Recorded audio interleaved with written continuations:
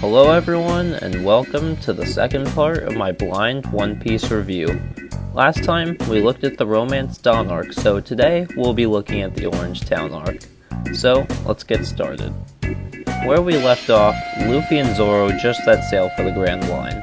However, the group is already encountering problems. Primarily that they have no navigator, meaning that they have no way to get to the Grand Line.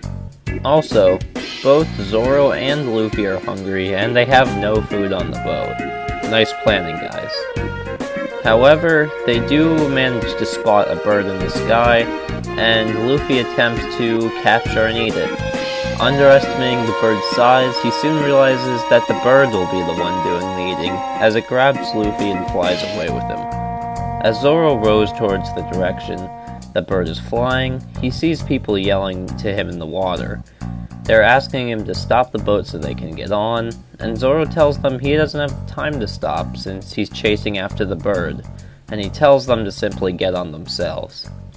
The group manages to get on the boat, and they explain to Zoro that they're part of Buggy's pirate crew. When Zoro questions why the three of them were stuck in the middle of the ocean, they explain that a girl managed to trick them, steal their ship, and all their treasure. After hearing all this, I honestly thought that the girl might have been the villain of the arc, as she was stealing from pirates, but later I found myself to be wrong. So now we see that same girl from the flashback running from members of Buggy's crew, and in her hand is the navigation chart to the Grand Line. It was about here that I realized she wasn't the villain, and that she was probably going to join Luffy's crew, as she appeared to have some interest in navigation, since she had a map, and it was literally right after Luffy and Zoro were talking about all this, so I just assumed this is where we were going to get a navigator.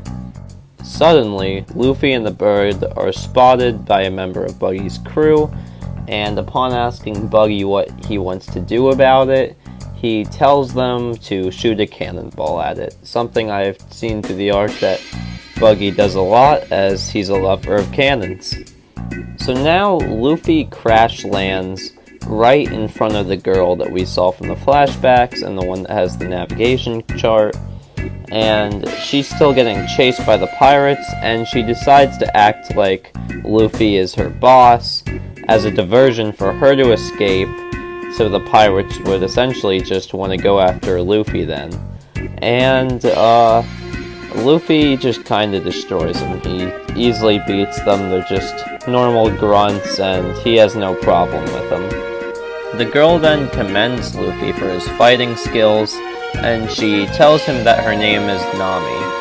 She tells him that she's a thief, and she only steals from pirates. And then she asked him if he wanted to be partners. And Luffy, a bit put off by Nami saying that she only steals from pirates, says that he isn't interested in working with her. Nami then questions why Luffy was so quick to get angry over the pirates almost damaging his hat during their fight, and he simply says it's his treasure. And Nami instantly from this assumes that the hat has some sort of high monetary value. Putting together all the pieces here, this definitely led me to believe that Nami is someone who only cares about money, and I mean, I don't know why yet, but I know she's trying to buy some kind of village. She said a certain village, and so I'm sure that we'll find that out later, but it seems that she steals from people, and she's always considering anything that means anything to anyone as something that has to have a high monetary value. And so I guess I'll probably figure out sometime why that is, but for now she hasn't really revealed anything about that. Then in a somewhat short scene, we see that Buggy's fruit allows him to detach his body parts and then kinda just float them around freely. Upon seeing this ability, I didn't really see it as much of a threat, and even by the end of the arc, I never really saw it as much of a threat, but it's certainly an interesting idea. Back to Nami and Luffy. Nami explains that she plans to steal things from Buggy, and then go to the Grand Line and steal from even more pirates. Hearing that she plans to go to the Grand Line, Luffy gets excited as that's where he's going. and when he asked her if she knows how to navigate and she says yes, he got even more excited. And it all kind of came crashing down when he said that she should join his pirate crew. She instantly kind of loses interest in partnering up with him, and then she does some further questioning and asks if there's some sort of treasure map related to his hat that he's using, and when he tells her that it's just a gift from a friend of his, she looks a little shocked, almost like she feels that pirates can lack these nicer emotions. It makes me think that when she grew up there was some kind of very bad pirate that kind of gave her this impression that all pirates were that bad. I mean, pirates are criminals, but I feel like when you're youngest, you're very impressionable, and that impression will stick with you through life. And so I feel like there's someone that we'll meet later that is why she has this impression of pirates. However, although just saying that she wouldn't work with Luffy, Nami is in fact a trickster, and she decides to see if she can trick the very gullible Luffy into essentially getting her some more money. And so she tells him that she will join, but on one condition, and that condition is that Luffy goes with her to see Buggy. And upon agreeing to this, they start walking, and then she ties him up, and she takes him to Buggy. Once they get to Buggy, she basically tells him that this is her boss, and she's kind of just tired of working with him. She even told Buggy that she would return the map if she stole to him, and also she begged to join the Buggy pirate crew. Although Nami says that this is her plan, her real plan is to take more of Buggy's treasure and take back the map. After this, we see that Zoro is finally at Orange Town, and he decides that he should talk to Buggy to see if he can get any information about where Luffy is.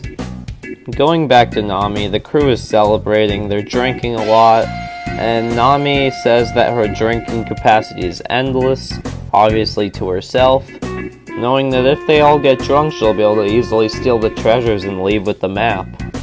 Buggy then brings out the Buggy Special Cannonball, and demonstrates its power, being able to tear through tons of buildings at a time.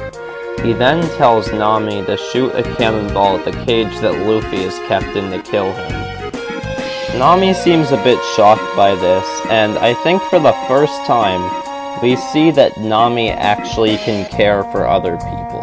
Before and up to this point, we'd seen that she really only has cared about money. She hasn't mentioned any people that she cares about, and especially in this situation, it's even more significant because she is concerned for a pirate. And she has said before that she hates pirates, the thing she hates most in this whole world. So why is it now that she decides that she doesn't want to kill a pirate? I feel like the reason that she felt this way is because in this moment, she realized that not all pirates are bad. But the reason she realized it is because of the things that led up to that. For example, when she asked about why the hat is so valuable to him, and he told her that it's just because someone that he cares about gave it to him. And she realized that just because you're a pirate, it doesn't mean that you lack these emotions of care and compassion and love for people. Do I think that she cares about money less now? No, but I do think she cares a little more about people than she did before. Anyway, to skip through this part a little bit, Zoro shows up. He manages to lift up Luffy's cage, and Zoro, Luffy, and Nami escape. Next, we see that Nami actually has the key for the cage. Luckily, she stole it, but sadly she wasn't able to get any treasure because of it, further driving the fact home that now Nami is somewhat changed, and she's more considerate of other people. Sadly, however, the key gets eaten by a dog by the name of Shushu. And Shushu is a character that I'd like to talk a lot more about than I'm actually going to, mostly because I just don't want to spend a lot of time just talking about this smaller character, although I do very much like their backstory. But to sum up my opinion, I think it's really sweet that he stayed there after all that time because he was so loyal to his owner, and yeah. Our heroes are then confronted by the beast trainer Moji, and I don't really want to get too specific with their battle, but I do really like the heartwarming scene between Luffy and Shushu at the end. And once again, we see Nami kind of breaking from her past self. Someday I might do a full video on Shushu, honestly. I just would love to make a video about that dog. But I'm not going to get into all that right now. There's a lot I want to talk about with Shushu, but I'd like to stick more to the main story. Anyway, after this, the chief of the village decides that he's gonna go face Buggy and his crew, and Luffy, admiring his courage, decides to go along after him, but he also keeps the goal in mind of stealing the map for the Grand Line back, because that is where he's heading after all.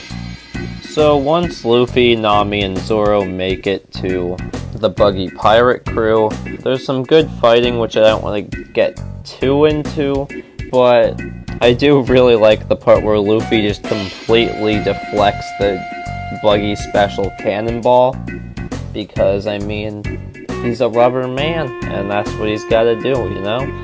But there is one notable part that I think I should talk about, and that is that Buggy knows Shanks, and I was very surprised about this. I thought Buggy was just going to be a once-and-done kind of character that never comes up again, but now, knowing that he knows Shanks, or has in the past known Shanks, this kind of makes me think that he'll be back again, and he might be important later? I don't know.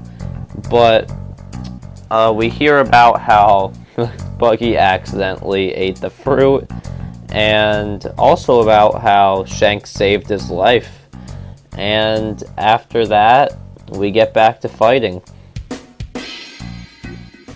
In the end, as expected, Luffy is able to defeat Buggy, and, just as she originally intended, Nami was able to steal Buggy's treasure.